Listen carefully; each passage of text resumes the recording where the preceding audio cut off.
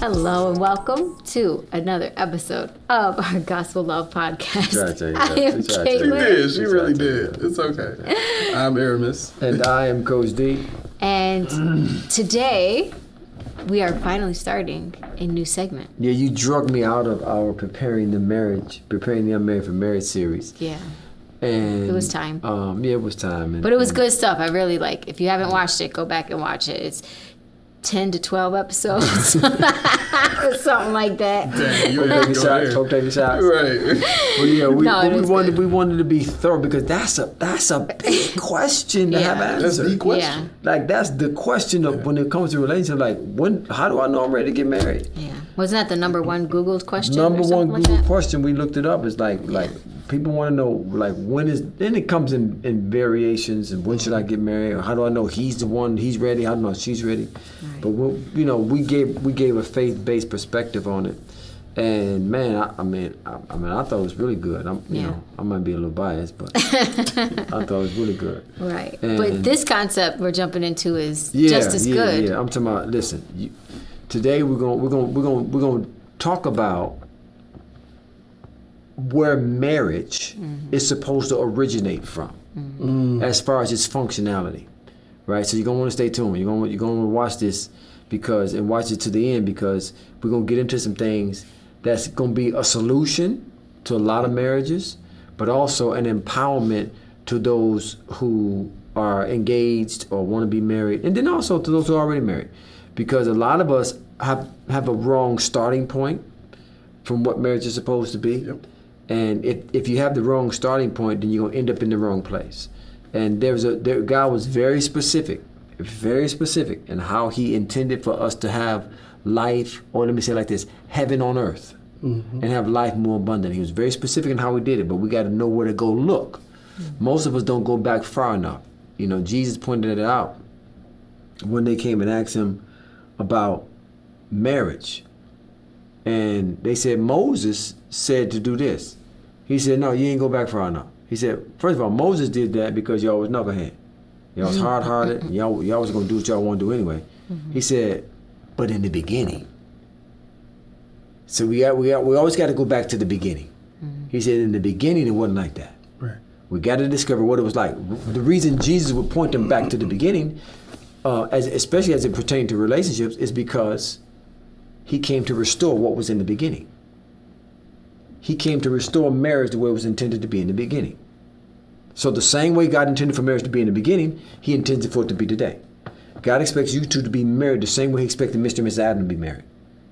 He expected anybody who's watching with a husband and a wife, He expected them to live married and experience marriage the same way He intended for Mr. and Mrs. Adam to experience marriage. That's God's plan. Jesus came to restore how marriage was meant to be and was lost. He came to restore that. Right. And He did restore that. But it's up to you and I to be able to tap into what He's restored. We have to work out our own salvation with fear and trembling. Now, it's just a matter of the mind to work it out, the fortitude to work it out. And so when we're talking about that, right? And so they want to stay tuned and watch it because, man, and the whole series, because what we're going to be giving people, I kind of feel like it's a little weighty. It can become weighty because the concepts we're going to be talking about, most folks may not be aware of. They're familiar with the lingo because if they go to church, you hear people talking about holy place. You hear people talking about the Holy of Holies and the outer, but they don't understand the dimensions that they represent. They represent three different dimensions. And once you understand those dimensions, and the third of the three is always the dimension where there's life more abundantly, then they'll be able to. But most folks don't go there. Well, let me ask you real quick about people's understanding pertaining to this topic. What would you say is the main thing that causes people to either not know about this or not live from it? I think that answers itself. Not knowing about it do I causes need you to be not wrong? live. Right, yeah, but what he's coming from is like the main thing that causes people not to know about it, therefore they don't experience it. Ignorance. Question is why they're ignorant. We're talking about church folk now. Mm-hmm. Talking about why they ignorant. Man, y'all gonna make me say this stuff on here. I want to be nice. I want to be nice. That's fine. Cause they hearing stuff that keep them ignorant. Right? I mean, this is what it is. Right? They're hearing things about marriage that's just not in line with the Word of God. Mm-hmm. Whether it's pastor, brother, sister, bishop, doctor. Right. You know, they got master prophets. They ain't telling what they need to hear about marriage. Right. They ain't telling them about holy place marriage. Yeah. They ain't talking about how life is supposed to be lived. Right? And we in our new man revelation, we're going to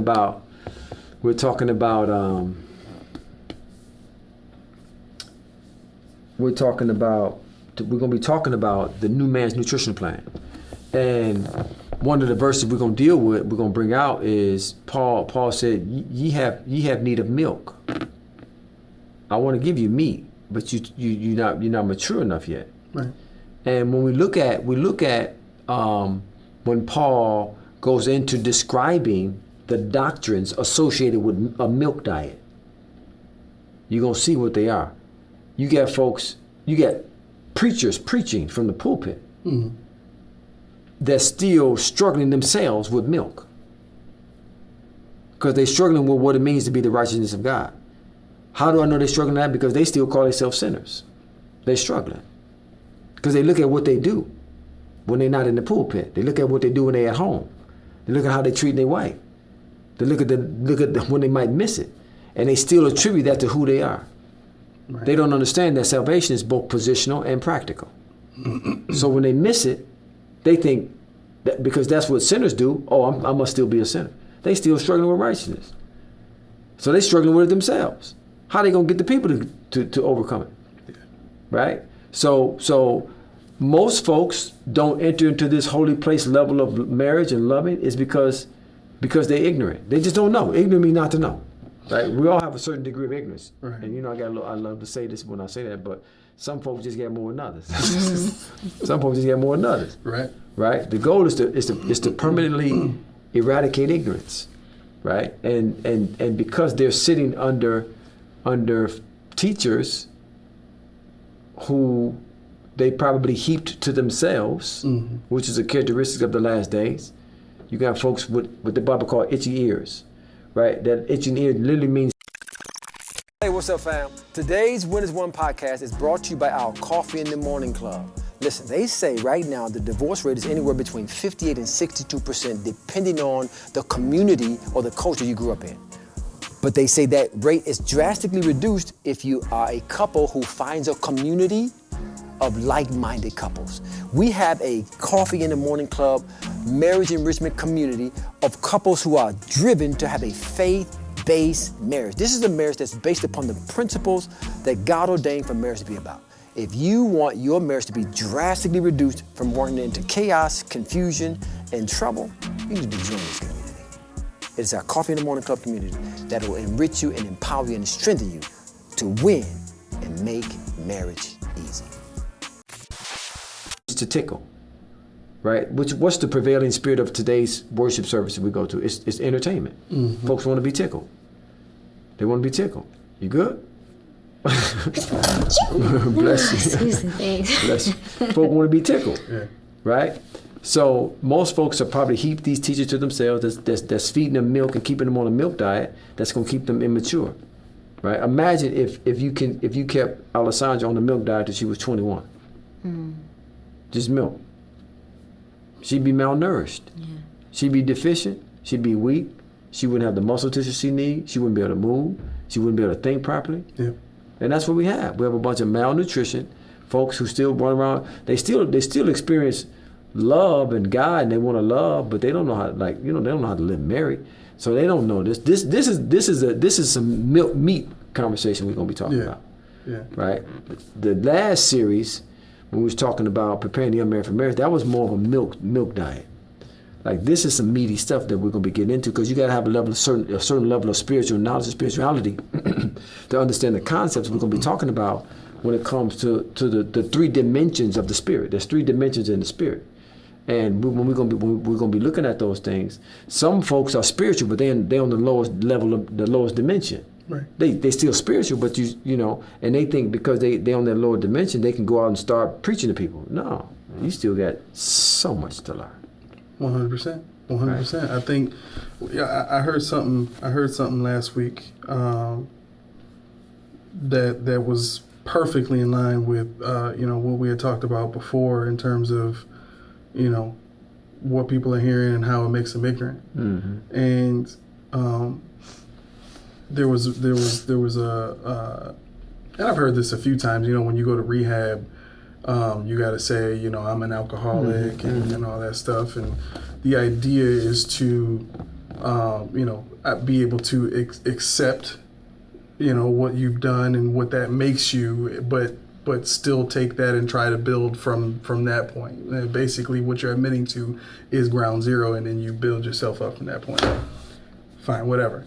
But I noticed that the deception in that is very similar to the deception that we've talked about before as far as what people hear and how it causes you to speak words that reference the now, that reference the flesh, that reference what the flesh has done, and then try to then build upon, use that as the foundation to build upon new on the old man. Mm-hmm. Mm-hmm. You know what I'm saying? Mm-hmm. And it just didn't make sense. Like, it was specifically said that, claiming that you're an alcoholic doesn't give you the mindset to get out of being an alcoholic, because you're going back every week and you're saying, I'm an alcoholic, I'm an alcoholic, I'm an alcoholic. Oh, that's so evil. That's evil. Right. That's evil. But that's evil. People are hearing, I'm a sinner saved by grace. I'm a sinner. I'm a sinner. I'm a sinner. I'm a sinner.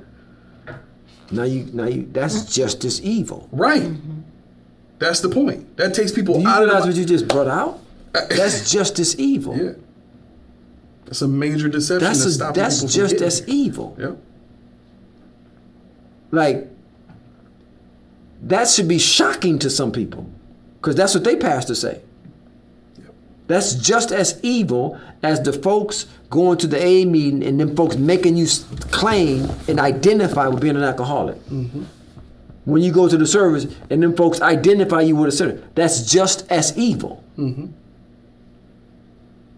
Like. It's an epidemic. It's an epidemic. That's just as evil. Yep. And you go to these folk and you give them your money, you give them your time, you give them your hearing. That's just as evil. Yep. I know that's strong and I'm sure it's offensive, but they're hearing evil. Yep. So I'm gonna soften it up a little bit. They're hearing a lie.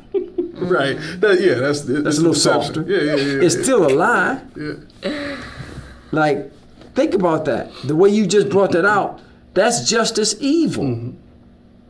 But I wanted to make that clear too, because in order to get to a place where you're open to receiving what we're going to talk about today, you have to first understand the deception that you've gone through, the deception that you've been exposed to, the lie, the evil that you've been exposed to. And so, the when we're talking about, I would say the three dimensions of intimacy with God,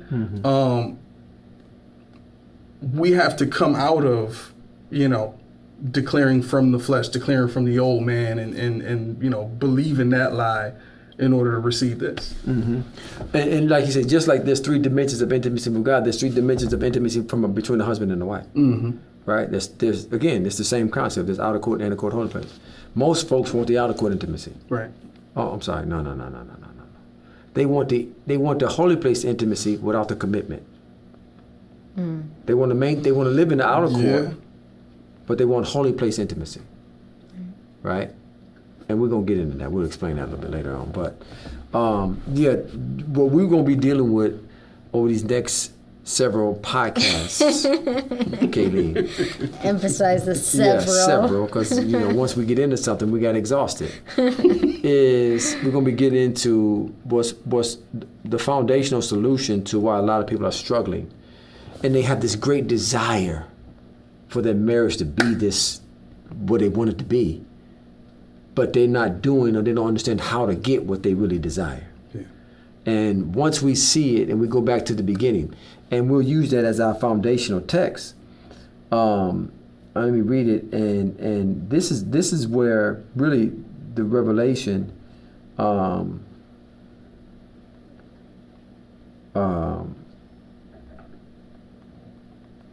really for a lot of things that will come to me in Mark chapter 10, verse 4. It says, "And he arose from thence and cometh into a coast of Judea by the farther side of Jordan, and the people resorted unto him again. And as he was wont, he taught them again.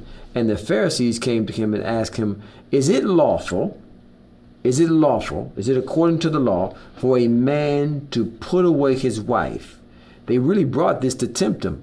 Another gospel says, "For any reason," right? And they were tempting him. He answered and said unto them, "What did Moses command you?"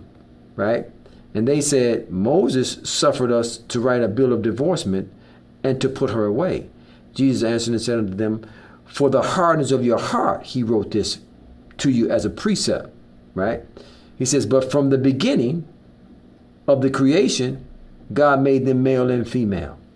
And for this cause shall a man leave his father and mother and cleave to his wife. And the twain shall be one flesh. So then there are no more twain, but one flesh. What therefore God has joined together, let no man pull asunder." Right?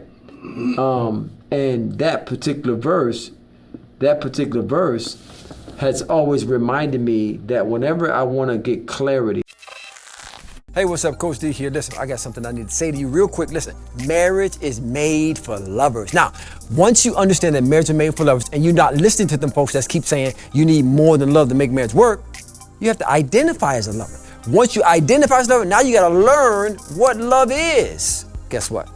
We have something for you that can help you understand exactly what love is in its most comprehensive nature.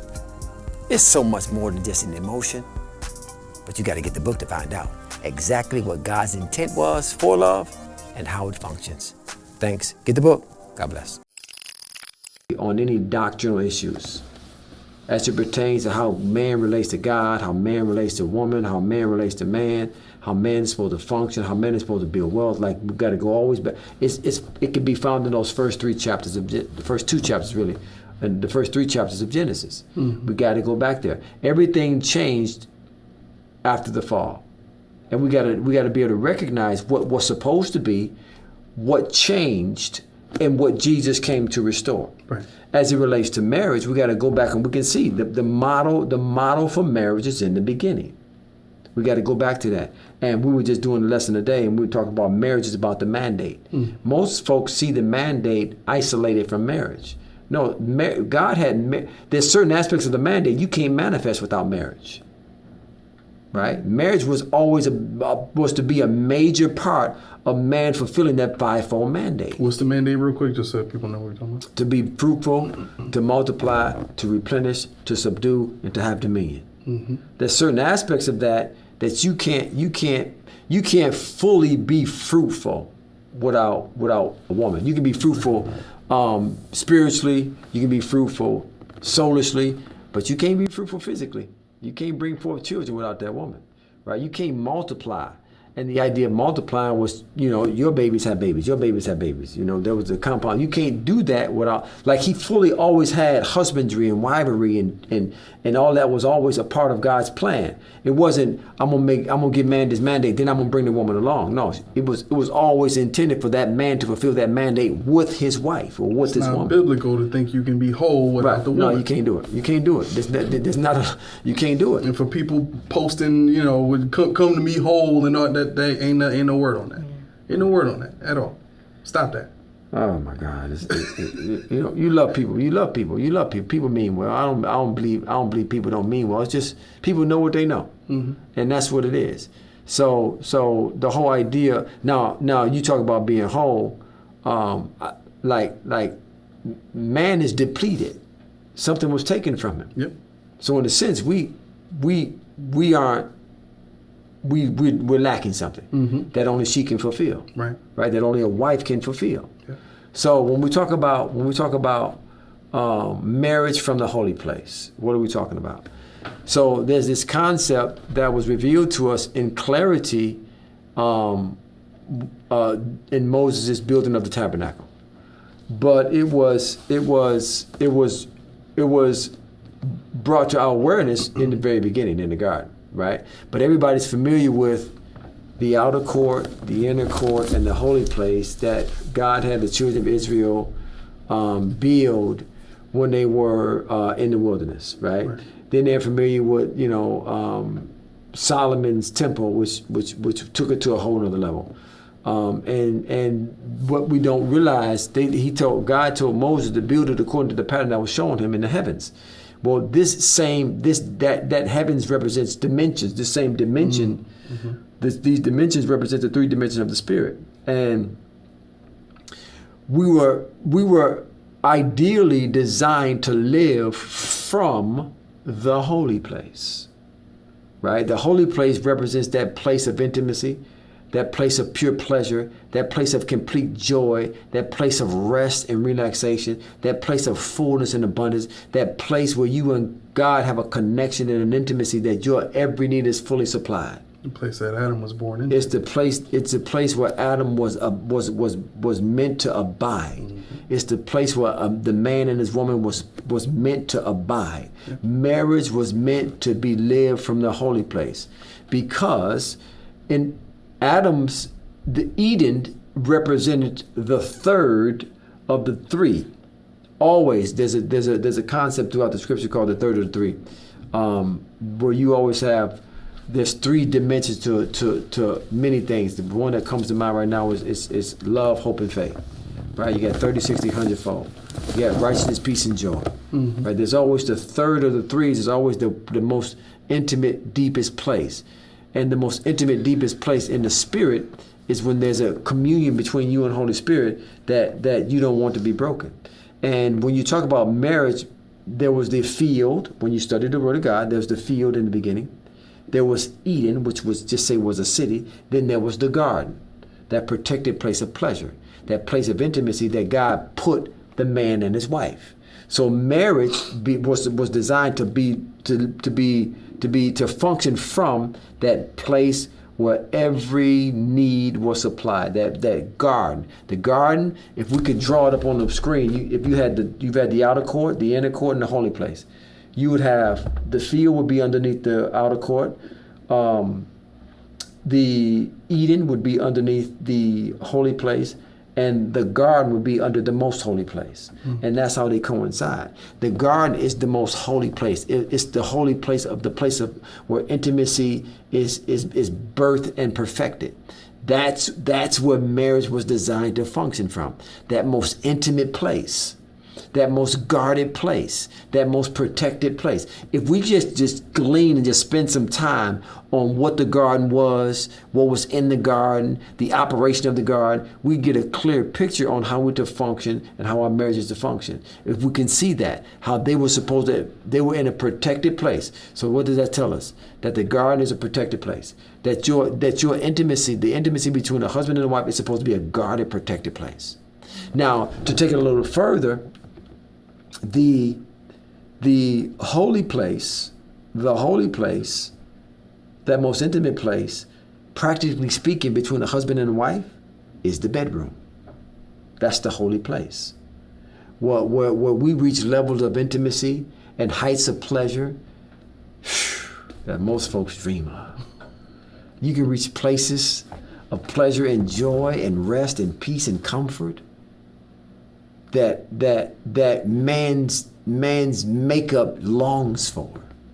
You can reach places of intimacy and connection in that bedroom that only you and your spouse will ever know about. Like that, it's for marriage. If you follow the. Hey, what's up, fam? I want to thank you first of all for watching our podcast. Now, secondly, I want to give you some information that is very important. I was recently talking to a couple, and as we were assessing their marital situation, they came to the conclusion that the problem that they were dealing with was because they hadn't laid the proper foundation to build the marriage that they wanted to build. I said, that's exactly right, and I have a solution for you. We put together a marriage mastery curriculum that establishes a foundation that will enable you to build the marriage you desire. We talk about things as far as your identity as a lover. We talk about how to build a culture of love. We talk about heroic husbandry. We talk about wondrous wifery. We talk about edifying communication. We talk about grace-filled communication. We cover so much in this curriculum that it's going to put you on the path to be marriage masters. Now, what I need you to do is click the link in the description. This is going to give you some more insight in just how you can enroll right now into our course. If you are newlywed, if you just engaged, if you recently married, this is a great course for you.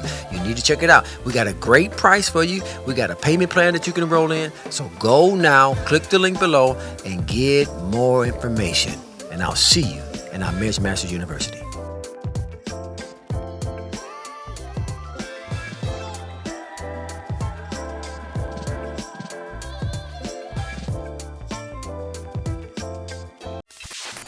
The pattern, marriage is to be lived from the bedroom out. The most protected level of a relationship between a husband and a wife is the bedroom and all that's supposed to take place in that room. That has to be guarded. That has to be protected. That has to be watched over. You got to fight. You got to fight for that.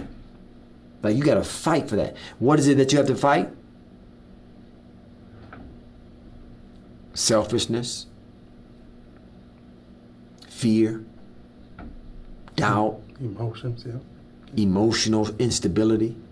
You got to fight against that to protect that, because I don't want anything to mess up that, because there's a level of fellowship that takes place in the Holy of Holies that's worth fighting for. Listen, in God's mind, worth dying for. That's worth dying for. That's it. That's what Adam lost. That's what Jesus died for. It's to restore that. And you get folk disregarding, disrespecting, disesteeming the bedroom. How are they doing that? Sexless marriage, sleeping in separate bedrooms, having the children sleep in the bed with them, having whatever come in between them. Right? There was a time in Maryland legislature where we didn't even have a television in the bedroom.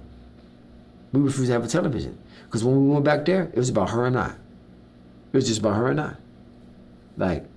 There was a time when we didn't even have a TV in that room. When we went back there and closed the door, man, it was about her and I. That's how it's supposed to be. That was God's mind. When Mr. and Mrs. Adam went into the garden, when he placed them in the garden, the holy place is where all of your needs are met. Everything that was in the garden, Adam had access to freely and abundantly, whatever he wanted, right? There he would find everything he would need for his sustenance, for his sustainability, for his strength, for his empowerment. Everything he would find would be in Eden. In the garden, which was in Eden, which was inside of the field. Everything he would need. Everything a husband and a wife needs is supposed to be found in the intimacy of the bedroom. Everything you need spiritually, everything you need emotionally, everything you need physically can be found in the intimacy of the bedroom. So we're going to explore all of those things. We're going to explore what it means to function and live from the holy place, and how your marriage, the health of your marriage, the survival of your marriage, the strength of your marriage is determined by how you protect your holy place, how you esteem your holy place.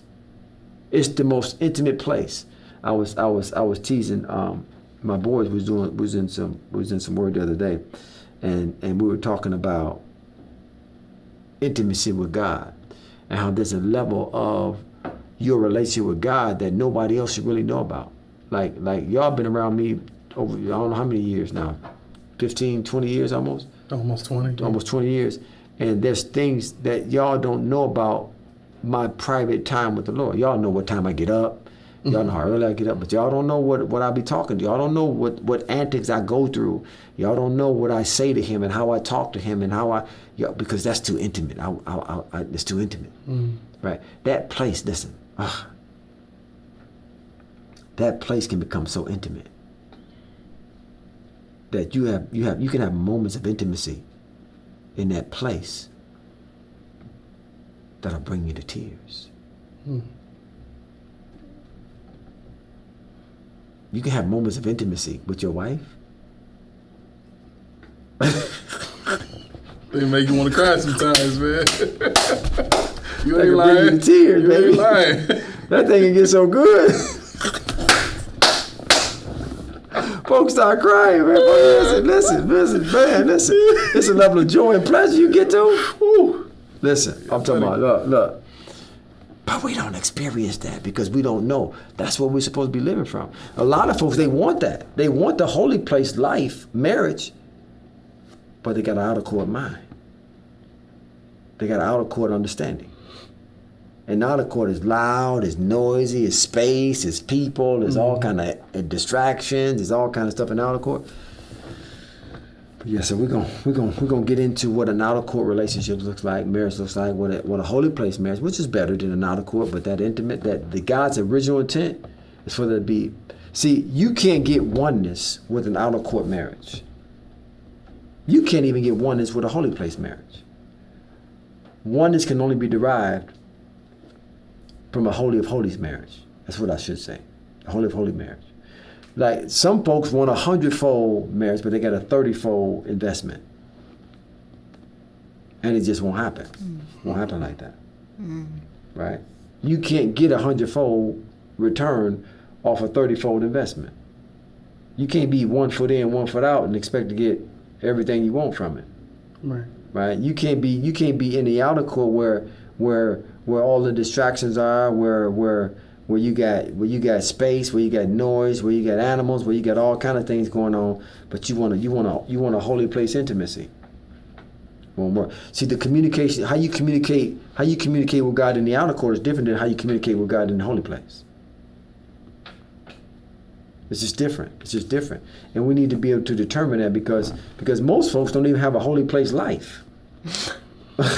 Right. Let alone a holy place marriage. Right. That rings the bell. Yeah. You know, they don't even see again. This is something that when we talk about, we're good. Yeah. You know what that means? Oh, that means slow down. Yeah. All right. Yeah. So we'll get into the whole concept. We'll break it down. I'll go a little slower and help folks to understand. Like this is what marriage is supposed to be. Yeah. It's supposed to derive and it's supposed to come from a holy place, or a place of intimacy that enables for there to be a place of oneness that brings us joy. I stop. Yeah. Okay. Good. I like this concept though. I like doing this after the how do I know when to get married? Because once you understand that, okay, now what do we do? Patufum. Yeah. Oh man. Patufum. We gotta work on that. Yeah, we gotta work on that. But right. thank you so much for joining us today. Make sure you are clicking the links below. Make sure you're joining our Coffee in the Morning Club, where we go into much more detail, get very personal with our stories regarding sometimes too personal. Yeah, we have to stop you. So make sure if you have enjoyed Coffee in the Morning Club, you do so. We will see you next week. Thank you for joining.